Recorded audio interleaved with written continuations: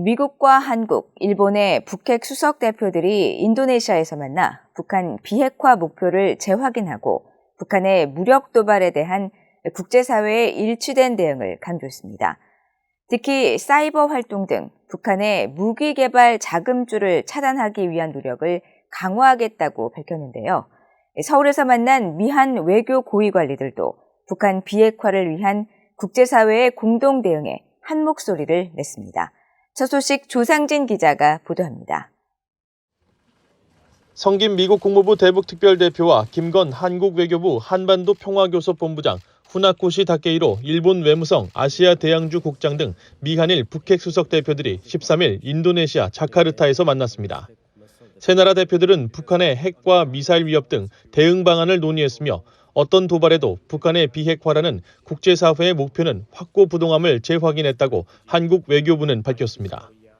특히 북한이 7차 핵실험 등 추가 도발을 감행하면 국제사회에 단호하고 단합된 대응에 직면하게 될 것이며 미한일이 연대해 북한이 도발을 통해 얻을 수 있는 것은 없음을 보여주는 것이 중요하다는데 3국 대표들은 한 목소리를 냈습니다. 미국의 성김 대표는 이날 모두 발언을 통해 북한의 이딴 탄도미사일 도발 등은 전 세계적인 문제라며 국제사회의 단합을 강조했는데 불법 무기 개발과 함께 악의적인 사이버 활동도 지적했습니다. The threat from the DPRK is not just an issue for East Asia or the United States. It is a global issue.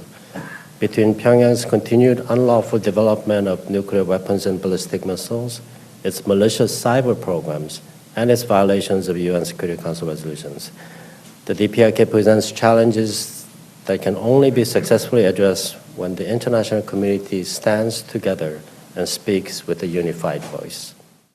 한국의 김건 본부장은 국제사회가 북한을 핵보유국으로 인정하는 일은 없을 것이라는 현실을 북한은 직시해야 한다고 강조하고 중국의 건설적인 역할이 필요하다는 점도 밝혔습니다. China has the capability to influence North Korea. We hope China will continue to play a constructive role in this regard. Encouraging China to make its best efforts will be another important topic on the table.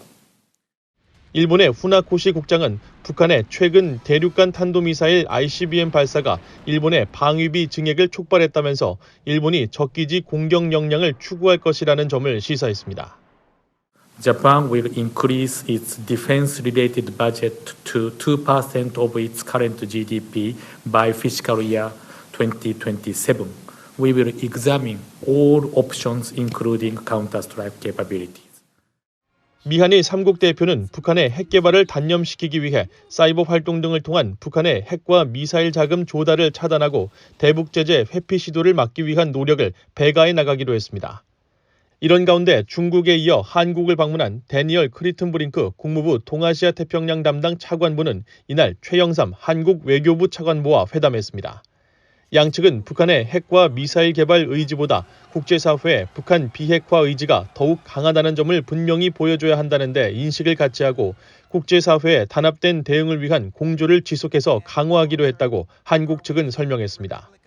또 북한의 도발 중단과 대화 복귀를 위한 외교적 노력을 흔들림 없이 경주해 나가기로 했다고 강조했습니다.